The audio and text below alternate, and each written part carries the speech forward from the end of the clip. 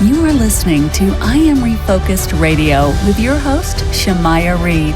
This show is designed to inspire you to live your purpose and regain your focus. And now, here's your host, Shamaya Reed. Hey, welcome to I Am Refocused Radio. We are here once again, and today, we have another special guest. Just like on every show, we're going to talk to Wendy Nash. She is a meditation coach for entrepreneurs, and today's topic that we're going to explore is the joy of being wrong. I can't wait to talk to Ms. Wendy. She is someone that is very kind. She shows so much kindness to me because I had a meeting that I had to get to, and she was kind enough to allow me to have extended time on our appointment. So without further ado, I just want to welcome you, Wendy, to the show and say, how are you doing? Thank you so much, Maya. I really, it's a lovely introduction. Thank you very much. What I like to do at the beginning of every show is, first up, I just want to say thank you very much, not only to you for having me on the show, but there's, going to be a whole team. If you're just a solo person, nonetheless, you've got family and friends and colleagues who are all part of the network to get this all happening. And of course, you have a community of people who are providing feedback and guidance and ideas and suggestions and wants and needs. And all, we sort of think that we are just always alone, but actually we're all part of this larger system and organism to kind of help us find our way to be happier. We just need to be a little bit open to that. So I just also want to say thank you very much for all the people who contribute to the program in small and large ways. The other thing I like to do is I always like to acknowledge that I'm calling from Australia. I'm in Queensland. I'm in an Aboriginal First Nations country called Gubbi Gubbi country. And the reason I like to do that, is because it's deeply respectful. But I think it also helps to put into context. There are some things from that I found just when I started to look into it. I'm a white middle-class person, but when I started to look into it, what I realized is that one of the key things about acknowledging where we are is to say, well, where have we come from? And Aboriginal people have been caring for country and land and community for 70,000 years. Now, Christianity has been around for 2,000, Buddhism for 2.5. So we're talking really 35 times longer than Christianity. And that's a lot of knowledge, experience, observation, and I really like to include that sort of idea of it's not until you know where you've come from, that you know where you are, that you can tell where you're going. So, I think it's really important to always acknowledge the past. And that actually provides a very solid foundation for the future. So that's where I like to go. So thank you for giving me a bit of time to go into that. No, that's perfect. And that's what makes this show unique. We want everyone's perspective on their personal life. And that's what it's all about. You have an opportunity to use this platform to share your journey and your life experience. So let's learn a little bit more about you.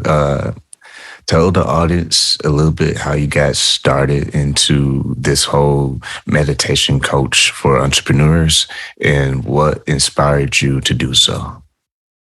So basically, it was a long series of crashes and burns. So I think like many people, I had quite a complex upbringing. Although for a white middle-class background, it's actually very seldom. Both my sister and my father died of when I was a child, and then I was bullied a lot at school, and there was some other stuff. And my parents were very caught up with their own needs and they also didn't have any training on how to be a parent. So they were raised by servants. So the whole thing was outsourced to other people. And so they were kind of trying to figure it out in a country where they had just arrived. And then there was just this huge amount of calamity between my sister's death and my father's death. 3 grandparents died on the other side of the planet at a time when there was no internet. So I was really lonely. I wasn't good at school. I wasn't good at sports. I wasn't good at I didn't have an amazing personality. I was basically just incredibly lost and incredibly lonely. And actually, one of the things that I suppose has been my rudder, and the more I go, the more I think, actually, we're kind of born with a disposition and we see things and we go, that's what I want. But it's actually something we come into the world with. But I was walking in the suburb where I grew up, and I looked across at this little church, and it said, Jesus loves everyone. And at the time, I felt deeply unloved. And I just thought, well, Jesus is one person. I'm one person. I'm going to find a way to love everyone. Now, I don't want to offend any Christians to say, I'm Jesus or anything like that. I just wanted to say that I was 10 and I was just trying to figure out how to kind of be happy. Whatever I was doing, I wasn't doing well. But I had no toolkit or anything like that. I ended up living and working in London and Paris and different places. I've got a UK passport. And so I was trying to figure out who I was. I just had a bread and butter job, which is a secretary. And I did that for a long time, and I didn't like it, but it was very useful for being a fly on the wall in a business organization. And what I will say, if you start a business, if you head up a business and you think, I'll just kind of go through the motions of something. So I had a boss, and he said, and he said, all right, we'll organize a meeting and we'll find out everybody's opinion. And so I organized this meeting, and the senior manager said, I don't know why we even bothered to do this. We know that he has decided what he wants to do. And but he just does this whole farce that I'm just going to go through it and go through the motions. And then I went back into his office and I said, I've organized the meeting. And he said, yeah, look, I only do it just to go, I know what I'm going to do. But I just, but I want to, that's what I've got to do because that's what I think I've got to do. And no one was hoodwinked.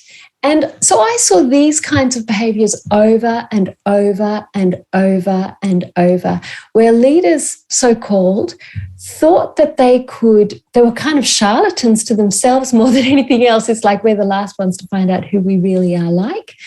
And so I was really inspired after seeing all this really bad way of being, really demotivating work, my own journey through pain and discomfort, and seeing really, like I was married and I thought I had it all together, and then my ex-husband left, which was completely the right thing to do. It wasn't a marriage which was going well.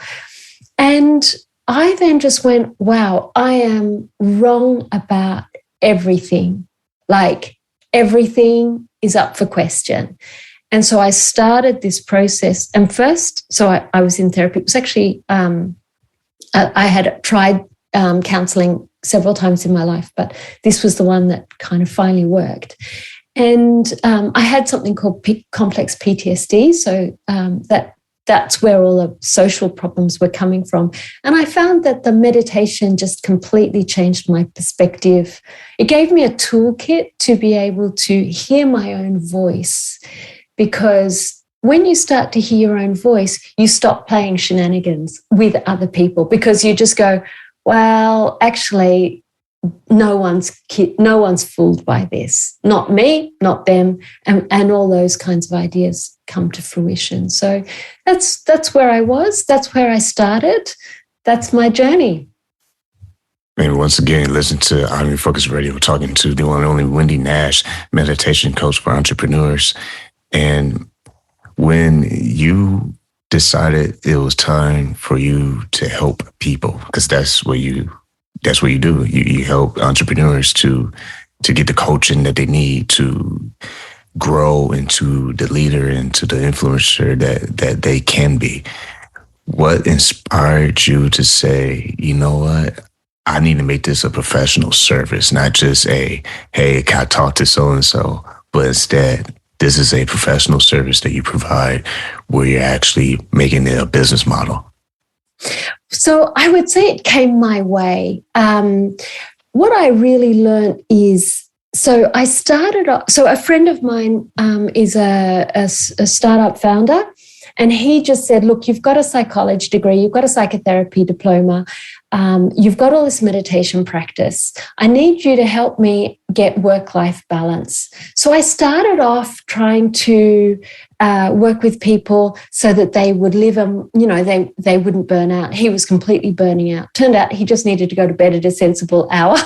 That was kind of the main issue for him. And we've been working for a few years together now.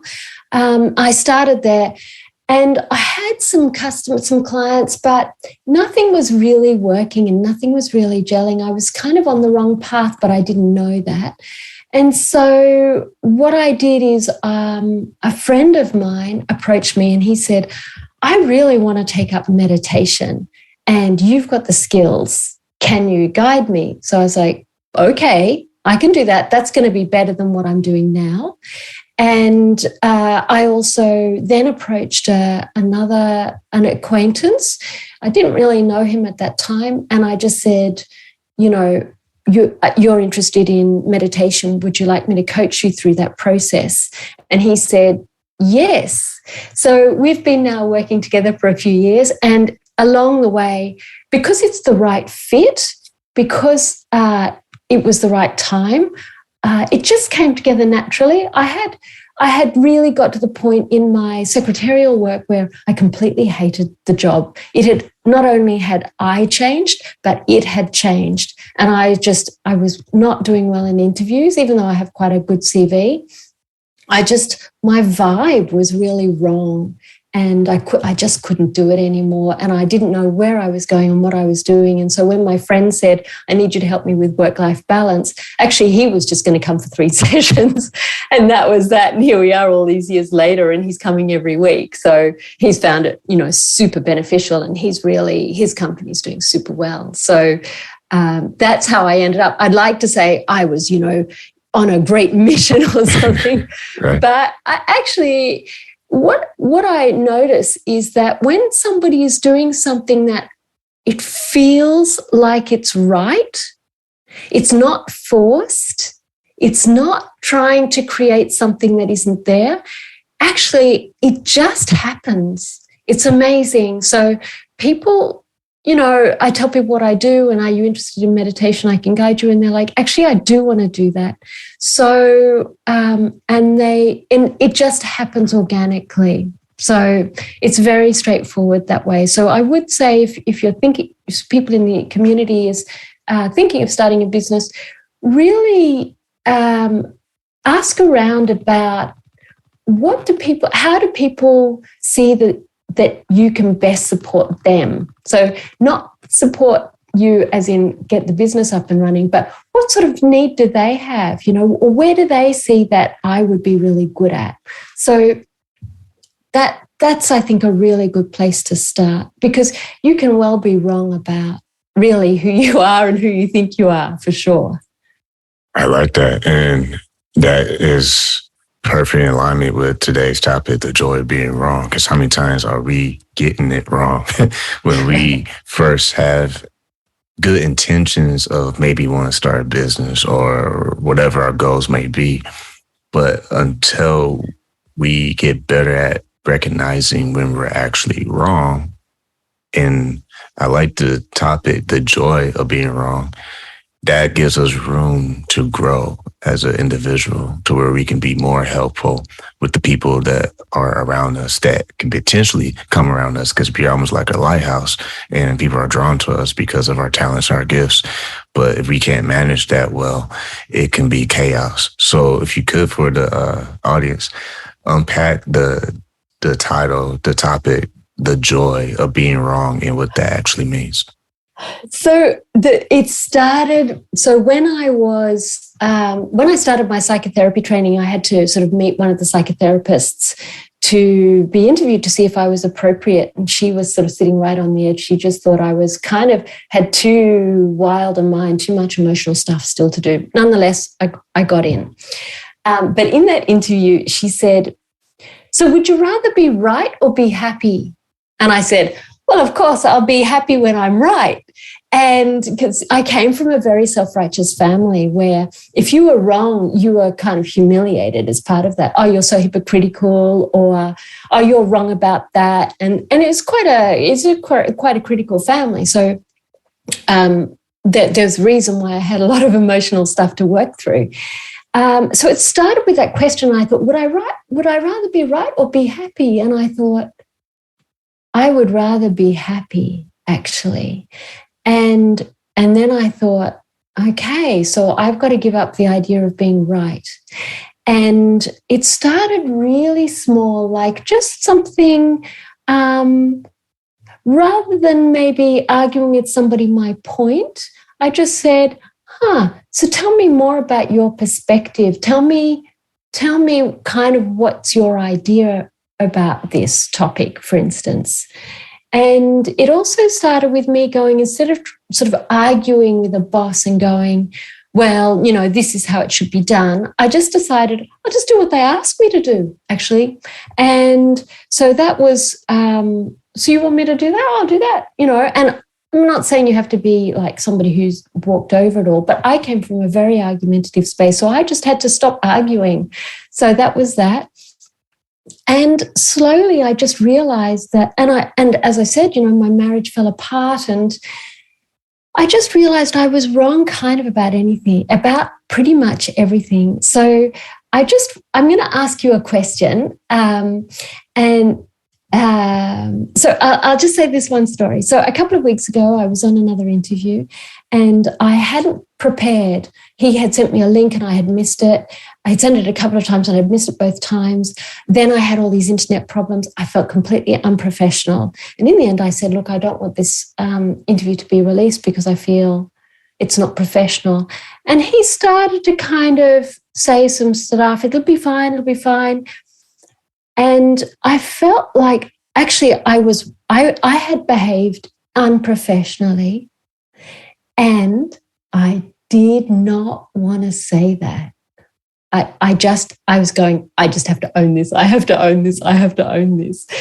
But I didn't want to do it. Like, I was surprised, even though for 20 years I've been going, I'm okay about being wrong. In that instance where it was about my image, I thought, I do not want to own this. It was very, very interesting because I obviously work with leaders, and I thought, this is how hard it is. And I've been training for 20 years and I've done lots of therapy and how hard is it? Just this very one small thing. So it made me kind of realize how difficult it is for business leaders to acknowledge that they're wrong, actually.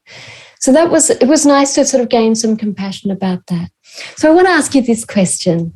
Mm-hmm. Tell me a time, what is your favorite big main subject that you're super amazingly interested in, your big thing? What would that be? First thing that came to mind is music. Music. Okay. Mm-hmm. So I'll take it, I guess there'll be one particular thing that is your main focus, I'm guessing. If you were to think about that particular topic, how much, if you think about, so what type of music is it your favorite big thing? Jazz. Not because I can actually play a whole lot of jazz, but because I grew up kind of listening to jazz. I did play in the band, not elementary, freshman year in high school. But yeah, just long story short, jazz. Okay, great. So if you were to think about how much do you know about jazz music all over the world, that if somebody came to you and said, what can you be 100% sure you are absolutely correct, like non-negotiable, how much would you say as a percentage of jazz globally that you can be irrefutably correct about?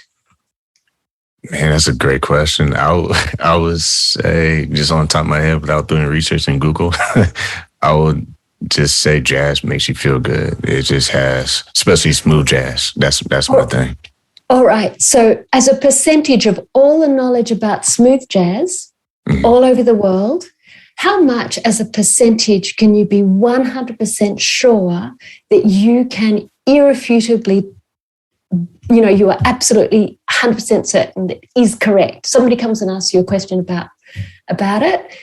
You can be, I know this is the answer. How much as a percentage of all the knowledge there is, can you say, this is 100% correct? I would say disclaimer, I'm not the expert jazz enthusiast, Sure. but 100% jazz is very, smooth jazz is very relaxing. So, but I want a number. So I want a percentage of all the knowledge about smooth jazz there is all over the entire world. Mm-hmm. What is the percentage that you can say? If someone says to you and they come to you and they say, this about smooth jazz, I have this question. How much can you be sure that you know about smooth jazz all over the world? Oh, well, then in that case, it's going to be dropping to maybe 40%, maybe 50%. Maybe that absolutely correct. All over the world, smooth jazz. Okay. So most people will say about 5%. So I'm just saying that's often the number. So 40% is really good, that you know a lot about it. And then how much would you say you have a good hunch about? Like about the players and about the music and about the when and who and how and which places it was and which clubs and all that sort of stuff. So how much would you say got a good hunch on? Oh, that'll drop even further. That's going to be maybe 3%. Okay. And a rough, so 3% you absolutely know, and then a rough amount, good hunch amount, that would be another 20%? You could say that. I won't be confident. I won't be confident in that, but I'll be honest. Yeah, it'll definitely be lower than 50 for sure. It starts to drop down, doesn't it? So, all right. So that's 80% of the time. Let's just be generous, 75% of the time, there's a really good chance you're completely wrong. Yep. That's facts. And then, yeah, and then it's like, well, why do I even hold on to the idea of being right? That's true. And so once I realized actually, I have, these ideas about I should do this or that in the business. And then I go, wow, that's a crash and burn. That so didn't work out. I find the door magically opens and a new avenue arrives. And that's where the joy of being wrong is, because it's like, wow, I thought it was all had to be this one narrow thing. The door shut and I'm going, oh, gee, I missed this rest of the stuff that was going on that was also a possibility. And so that's why it's so joyful to be wrong, because actually hardly ever you're right. It's more like that's just an overestimation. And I'm not saying that's specific to you. I'm saying that's the human race. But for some weird reason, we kind of really overestimate our capacity to be right. Like we think we're 95% chance of being right and 5% chance of being wrong. Actually, it's the other way around. And that was a good exercise. Didn't mean to cut in, but that was a good exercise because I definitely inflated the number, percentage number, because I was like, man, I can't say 0. I gotta say at least 3. Yeah, and you are exactly the same as everybody else I've asked. It took me a while to sort of really, and what I notice is how reluctant we all are to say, actually, I know, SFA, about this. Turns out I thought I knew tons. And that is your big favoritist topic of the whole big wide world. So now as you go through your day, it's probably the evening for you, but tomorrow and the next day, every time you think you're right, it's like, actually, there's maybe even 1% chance that I'm right. The rest is like, I'm likely to be wrong. And it just makes your life made my life so much easier when I stopped having to be right. It meant that I didn't have to worry about always making sure I've looked up everything everywhere all the time. I can really become curious about what else is going on, because does it really matter if I'm right or wrong? Because chances are I'm probably wrong anyway. So, yeah, I hope I've answered your question. No, you definitely did, because I think we defined the meaning of joy being wrong, because there's no joy in faking being right. And I think that's easy to do because number one, we're trying to impress people. Number two, it's not our fault, but we want to think highly of ourselves and sometimes too highly of ourselves. And number three, learning how to be humble. Excuse me, hit my mic. Learn how to be humble in every situation because, the exercise really exposed a lot of what actually happens a lot. Yeah, and I think there are some cultures which are more prone to self-inflation. So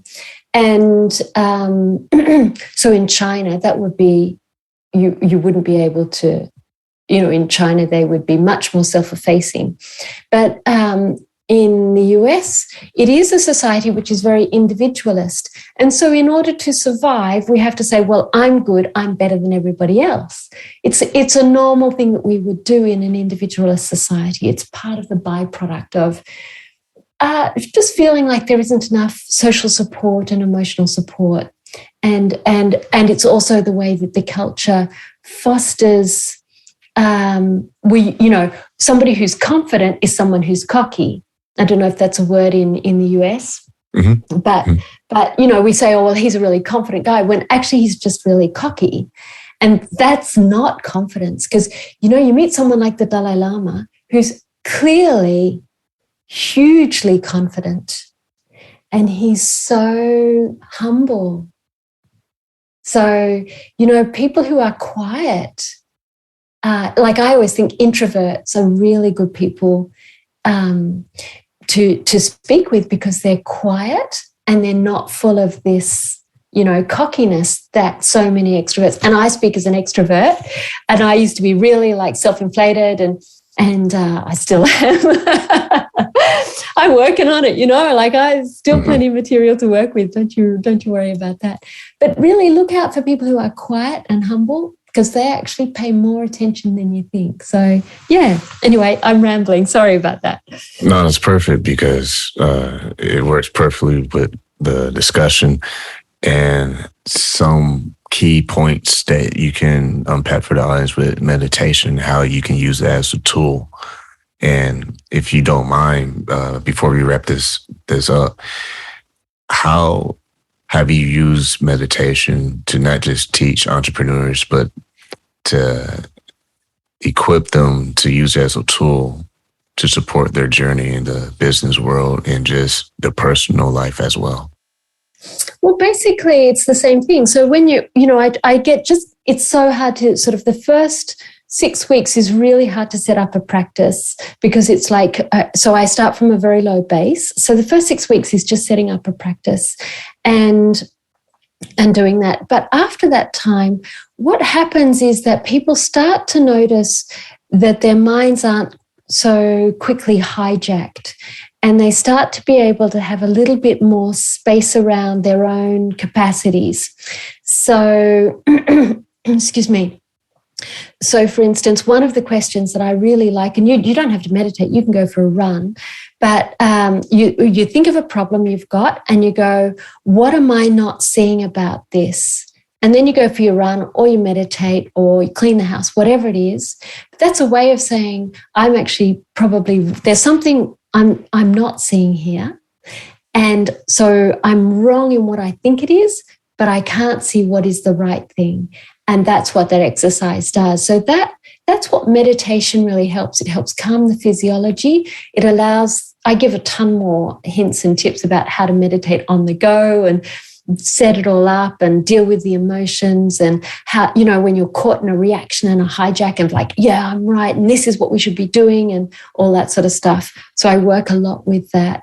And that's what happens because, when you start a business, you've got mental whiplash and co-founder conflict and all this sort of stuff. And all those things happen. All the problems happen because we're not able to hear our own voice and we're not willing to acknowledge that we're wrong. So that's how I work with it. I hope I answered the question. Did I answer the question? Definitely. Yes, definitely. And once again, listen, I'm Refocus Radio talking to Wendy Nash, meditation coach for entrepreneurs. Last question I want to squeeze in there just to kind of wrap this all together. outside of meditation and its usefulness, what are some other ways someone who just getting started can simply do to improve their mind and how they think? So the single best way to improve your mood is to drink 2 liters of water a day. Now, I think 2 liters is 2 quarts. And basically, all you need to do is just get a liter container or quart container and fill it up twice a day. You pour it into 4 mugs, if you like, if that's easier, and you drink them through the morning, and then you repeat it in the afternoon, and that's 2 liters. And that is, like, the research is unequivocal. That's one of those 100% unequivocal things. It's unequivocal that if you drink 2 liters of water a day, you feel more buoyed is the word in English. I think buoy is the American pronunciation. You just feel a bit more uplifted and lighter. It's amazing. So that's just how simple it is. It doesn't have to be big. See, that's funny. It's not funny, but just me trying to be a comedian right now. It's funny because the exercise that you did in an interview with me getting my inflated percentages, what I'm trying to say is that sometimes it's the most simple things that get you further along. Not this whole grand, complex, long story, showboating type of way, if that makes sense. Totally. I mean, that is... we think it's the big stuff, but actually all change happens in this moment, right here, right now, you and me in this moment, at this time, this second. This is where change happens. It's this moment. Man, and everything you just said, it goes completely well with your website, which I really like the way it's called, kindlycutthecrap.com. I mean, we have a little bit more time left. How did you come up with that name? Because number one, that's a great name for a website. I'll never forget that. And 2, that would be an awesome t-shirt to wear. So I came up with the name because I'm a very direct person, but I found cut the crap was too sharp. And you do need to be kind. So that's why, and kindly has a double meaning in please and also kind, and cut the crap. And I'm not talking just about cutting like my direct personality, getting straight to but it's also getting straight to the point, cut the excess from your life, get right down to the bones of the matter. And so that, but you can't do that by being brutal. Like, that was some things that I had to learn. You have to do it with kindness. You have to, love is really at the core of everything. And that sounds all very schmarmy and, woo woo wah wah. But actually, if you cannot do it without kindness. Nobody, and we all know what it's like to speak with someone who just oozes with kindness and love. We know that feeling and we are better for it. And, like, I just started unloved, and then I just had to turn it around and find a way to feel love. And then, I just feel it all the time now. Once again, talking to Wendy Nash, meditation coach for entrepreneurs. You can go to her amazing website, kindlycutthecrap.com, and find her resources that she has to provide for you with meditation coaching. First and foremost, I want to say thank you for taking time talking to us about everything that you do for entrepreneurs and just people in general who are reaching out for your services. What would you say to our audience as we come to a close? I would just say, just find a way to be kind to yourself. Actually, my big thing is just whenever somebody does something for you, receive it gracefully. That's all you have to do, and you'll feel a ton better for that. I want to say thank you, Wendy Nash, for taking time out of your schedule, talking to I'm Refocused Radio. Appreciate you just sharing your, not just experience, but your true wisdom that you gained through that experience. Thank you so much. You're delightful, Shemaya. Thank you. I Am Refocused Radio is brought to you by Foo 4-Star and Holy Crab. Foo 4-Star is a family-owned Asian restaurant in San Antonio, Texas. We have been a local favorite for Asian cuisine for over 10 years. With nothing but full smiles and fast service, you'll be leaving satisfied. Come on in for some authentic Vietnamese food. Holy Crab is one-of-a-kind Cajun Creole-style seafood restaurant located in Universal City, Texas. We offer traditional seafood items as well as chicken and steak. We also offer seafood boils. Come give us a try. You won't be disappointed. You can find these two eateries in Universal City, Texas at 2921 Pat Booker Road.